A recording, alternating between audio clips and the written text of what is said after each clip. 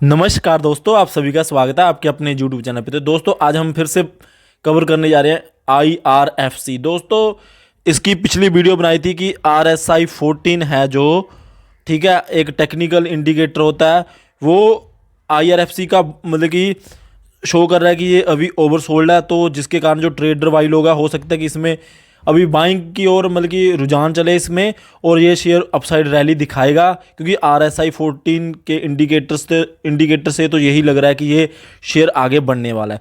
तो दोस्तों आज हमारा वीडियो बनाने का जो पर्पज़ है ना, तो आप हैरान हो जाओगे कि ये शेयर आपका कितना पैसा कर सकता है।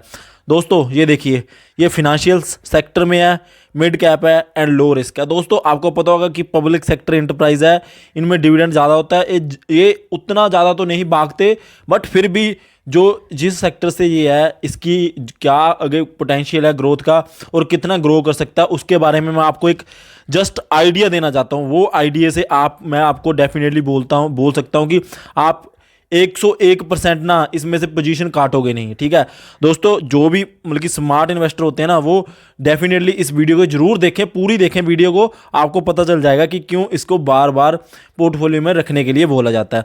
तो दोस्तों डिस्कशन को आगे लेने के लिए हम आपको एक दूसरे स्टॉक की हेल्प लेके उसके चार्ट की ओर लेके चलते हैं। तो दोस्तों आप स्टॉक को देख सकते हो, ये है बजाज फिनांस लिमिटेड। दोस्तों प्राइवेट कंपनी है, IRFC एक पब्लिक सेक्टर एंटरप्राइज है। ठीक है दोस्तों, मैं आपको जो बात बताना चाहता हूँ ना, उसको थोड़ा सा समझने की कोशिश करना है आपने। ये भी फिनेंशियल्स है, ये लार्ज कैप है, वो मिड कैप है और इसमें रिस्क थोड़ी सी उससे ज़्यादा है। दोस्तों थोड़ा सा फर्क है, कुछ ज़्यादा फर्क नहीं है। दोस्तों जब भी ये स्टॉक आया था ना, तो आपको पता होगा कि 2000 में, सन 2000 में ये 3 रुपये 4 रुपये के आसपास ट्रेड कर रहा था। तो दोस्तों ये 8 साल आप देख सकते हो, ये मतलब कि 8 साल में मतलब कि 2008 में भी ना, 9 में भी ये मतलब कि डबल ही हुआ, मतलब कि 9 साल में ये डबल हुआ। ठीक है दोस्तों, देखिए सेम है, सेम सेक्टर से ये बिलोंग कर रहा है। तो मैं आपको ये बात बता दूं कि इसने 9 साल में सिर्फ डबल पैसा किया। क्यों किया? एक तो अगर आप FDR करवाते हो तो आपका FDR में भी डबल ही होना है, तो उसके वैसे पॉइंट ऑफ व्यू से देखा जाए फिर तो आपको नुकसान है, बट हाँ डबल ही इसलिए हुआ था क्योंकि उस टाइम इंडिया में इतनी ग्रोथ नहीं हो रही थी। जो अभी हमारे करंटली प्राइम मिनिस्टर है, आपको पता है कि इंडिया डेवलप हो रही है कंट्री, इंडिया में डेवलपमेंट चल रही है, इंडिया में रेलवे का नेटवर्क बढ़ेगा, इंडिया में रेलवे सेक्टर में ग्रोथ होगी, तो आपको पता है कि उनको लोन की ज़रूरत होगी, तो IRFC में भी ग्रोथ होगी। तो दोस्तों आपको पता है 2008-9 के बाद जो इंडिया में मेजर ग्रोथ आई है ना, ठीक है, यहाँ से तो आप इस स्टॉक में देख लीजिए, ये जो जिसने ये 3 रुपये का 6-7 रुपये का स्टॉक लिया था 2008 में, 2009 में, वो बंदे का ये स्टॉक आज की डेट में 5200 के आसपास हो चुका है। दोस्तों 7 रुपये आपके 12 साल में 5200 रुपये बन गया। दोस्तों इसकी लाइफ टाइम की रिटर्न देख लीजिए आप, 1,16,974%। कहने का मतलब कि आपका 1 रुपया कितना बन गया? 1170 रुपये बन गया। तो दोस्तों 1170 को 2 जीरो लगा दीजिए, 1,17,000 रुपये बन गए आपके। 100 रुपये 1,17,000 रुपये बन गए। ठीक है तो दोस्तों 11,70,000 बन गया आपका 1,000 रुपये। ठीक है तो दोस्तों 1,17,00,000 बन गया आपका 10,000 रुपये। जिस बंदे ने इसमें 10,000 रुपये इन्वेस्ट किया था, इसके जब से ये लिस्ट हुआ है, तो उसका 10,000 रुपया 1,17,00,000 रुपये बन चुका है। दोस्तों लिस्टिंग से लेके चल रहा हूं, आपके पास सेम सेक्टर से IRFC है। ठीक है IRFC सेम सेक्टर से है। और दोस्तों अगर कई लोग बोलेंगे कि ये स्टॉक तो कितनी देर बाद भागा, 2008 तक तो इसने मतलब कि सेम ही रिटर्न दिया, तो दोस्तों पहली बात मैं आपको बता दूं, 2008 के बाद इंडिया में कितनी डेवलपमेंट हो रही है। जो इसका पिछले कुछ सालों का आप वो देखोगे, ट्रेंड देखोगे, ये कितना आगे भाग रहा है, क्योंकि जो ये सेक्टर है ना, अभी इंडिया में बहुत सारी डेवलपमेंट चल रही है। आपको पता होगा कि जैसे मैंने आपको पहले बताया कि रेलवे सेक्टर में बहुत ज़्यादा डेवलपमेंट होने वाली है। इंडिया में रेलवे के बहुत बड़े प्रोजेक्ट आगे चलने वाले हैं।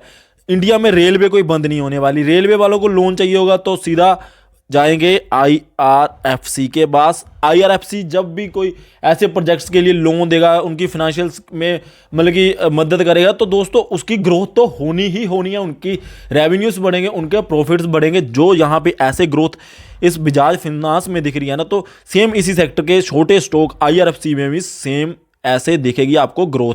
दोस्तों 10,000 पे कोई बड़ी बात नहीं होती, ठीक है। 10,000 पे तो आज की डेट में हम लोग कोई जैसे स्मार्टफोन लेना हो या कोई और गैजेट लेना हो, उसमें भी इतना तो बजट सारे लोग एडजस्ट कर लेते हैं कि चलो कोई बात नहीं यार 10,000 की। अगर हमने ब्रांडेड शूज़ लेने हो तो वो 10,000 रुपये के आते हैं। दोस्तों 10,000 20,000 रुपये लगा के इसमें छोड़ दिए जाए तो long term point of view से आपको इतनी रिटर्न नहीं तो इससे आधी रिटर्न भी मिलेगी ना, तो आपका 50 या 60 लाख रुपए बन जाएंगे 10,000 रुपये।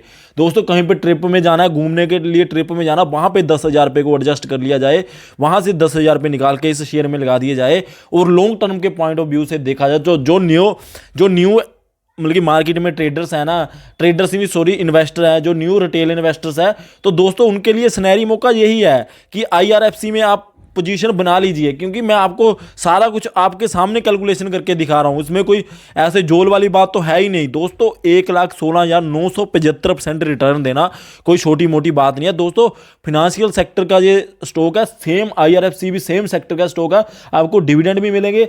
आप जब डिविडेंड मिलते रहेंगे तो आपको मोटिवेशन सा मिलता रहेगा कि हाँ यार कुछ ना कुछ तो मिल रहा है।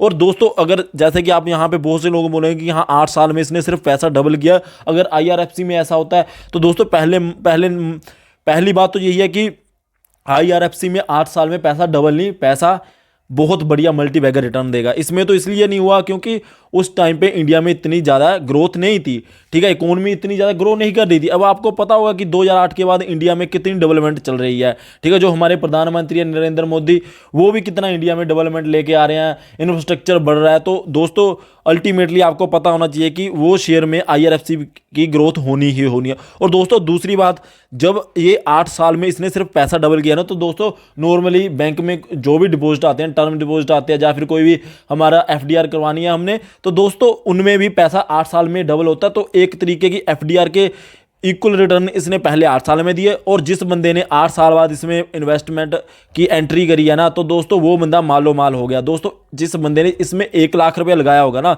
10,000 रुपये के तो 1,17,00,000 रुपए बन गए।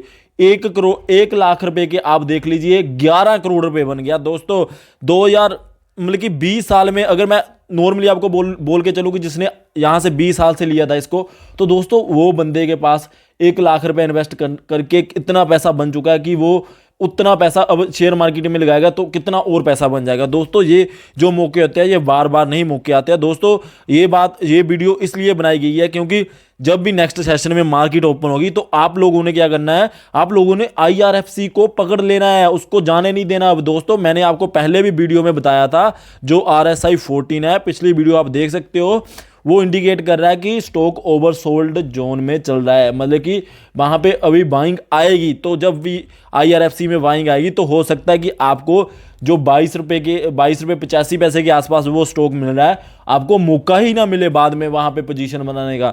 तो दोस्तों जिनको IPO में मिला है, मैं मानता हूं कि उनको अभी लॉस शो हो रहा होगा। तो दोस्तों एक पेशेंस नाम की चीज होती है जो बंदे को महान बना के महान क्या राजा बना देती है। दोस्तों पेशेंस ही तो चीज है जिसको टेस्ट किया जाता है मार्केट में।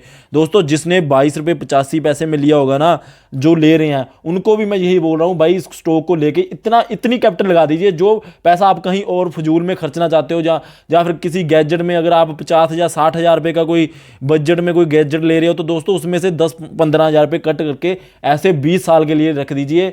आपको मैं ये बोल दूंगा कि मतलब कि डेफिनेटली मैं आपको बोल रहा हूं कि आपका इतना पैसा हो जाएगा कि आपको पैसा रखने के लिए जगह नहीं मिलेगी और आप सोच के हैरान हो जाओगे। दोस्तों इतनी इससे 50% भी अगर रिटर्न दी तो भी आपका 10,000 रुपये का 50 लाख रुपए इसके अकॉर्डिंगली ही बन जाएगा IRFC में। दोस्तों बहुत ज़्यादा कवर किया जा रहा है IRFC को, यही तो कारण है जिसके लिए उसको कवर किया जा रहा है। दोस्तों टाटा मोटर में क्या हुआ था, टाटा मोटर 65 के आसपास 67 के आसपास हमने खुद परचेज किया हुआ, आपको पोर्टफोलियो में दिखाया जाएगा। दोस्तों बहुत से लोगों को बोला था कि इसको परचेज करिए, तो लोगों को लग रहा था कि शायद कंपनी में डिफॉल्ट हो गया, कुछ हो गया, ये तो एक तरफा गिरता आ रहा है। क्योंकि मुझे याद है वो 194 से मैं उसको ट्रैक कर रहा था, मेरे को पता था कि ये काफ़ी नीचे जाएगा। तो दोस्तों हमने 101 पे भी उसको परचेज किया था। तो दोस्तों उस टाइम तो चलो कोरोना भी था, हमने 67-8 के आसपास उसमें काफ़ी बड़ी बाइंग की थी। और दोस्तों वो शेयर ऐसा भागा था, पहले तो वो मतलब कि 100 को क्रॉस नहीं कर रहा था, 100 को क्रॉस किया, 160-70 के पास गया, 160-70 को क्रॉस किया, 200 और 300 वाली लाइन कब टच कर ली उसने पता ही नहीं चला। दोस्तों यही होता है शेयर मार्केट का, फंडा मेन। दोस्तों मार्केट को चढ़ने के लिए, स्टॉक को चढ़ने के लिए ज़्यादा टाइम नहीं चाहिए होता है।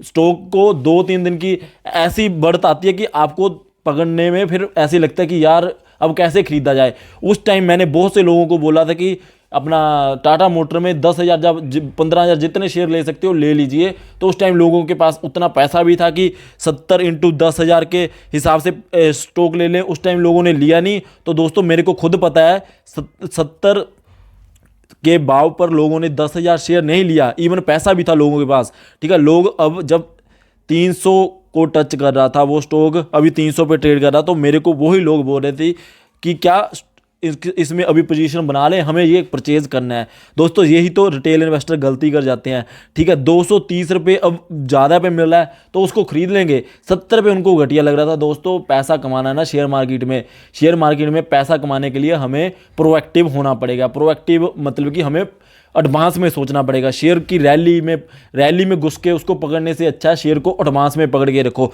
दोस्तों मैं आपको डेफिनेटली 101% मैं आपको बोल रहा हूँ कि जो IRFC है उसमें आपका पैसा डूबना तो क्या, आपको इतनी ज़्यादा मल्टीबैगर रिटर्न मिल जाएगी 10-15 साल में कि आप हैरान हो जाओगे कि क्या। जैसे कि हमने यूट्यूब पे स्टोरी सुनी होती है ना, एक बंदे ने 10,000 लगाया, उसका इतना बन गया, 50,000 लगाया, इतना बन गया। तो आप खुद उस सिचुएशन में अपने आप को पाओगे कि यार हमने कितनी अच्छी डिसीजन ली थी। दोस्तों मैं यही फिर से बोल रहा हूँ कि 10,000 रुपये कोई ज़्यादा अमाउंट नहीं होती है, ठीक है। अगर आप बेशक कोई नया इन्वेस्टर हो जिसके पास 1-2 लाख रुपए कैपिटल है, फिर भी आप 10-20 हज़ार रुपये उसमें लगा के छोड़ दीजिए। मेरे कहने पे आपको इतना ज़्यादा मल्टीबैगर वो रिटर्न दे देगा कि आप सोच के हैरान हो जाओगे। दोस्तों जब ये 50 रुपये के ऊपर होगा इस 1 साल के बाद IRFC, तो आप लोगों को उसको पकड़ने का आपको लगेगा कि यार ये 25 पे लिया नहीं था, ठीक है, अब 50 का हो गया, अब तो छोड़ो, फिर नीचे आएगा फिर ले लेंगे। तो दोस्तों फिर वो हाथ में नहीं आएगा, फिर वो भागता रहेगा, फिर वो हाथ में आना बिल्कुल ही नामुमकिन सा काम हो जाएगा। तो दोस्तों अभी होशियारी बरतनी चाहिए, अभी उस स्टॉक में पोजीशन बनानी चाहिए। सो गाइज आई होप कि आपको मेरी बात समझ आई हो, ठीक है। मैं आपको फिर से वही बात बोल रहा हूँ कि आप इसमें पोजीशन बना लीजिए, ठीक है। 1-आधे रुपये का नीचे की ओर गया तो उसमें कोई दिक्कत वाली बात तो है नहीं, क्योंकि इसका अल्टीमेट जो इसकी पोजीशन है ना, जो इसका लेवल है वो अपसाइड ही है, ठीक है। तो दोस्तों बाद में पछताने से अच्छा है अभी इसमें पोजीशन बना ली जाए।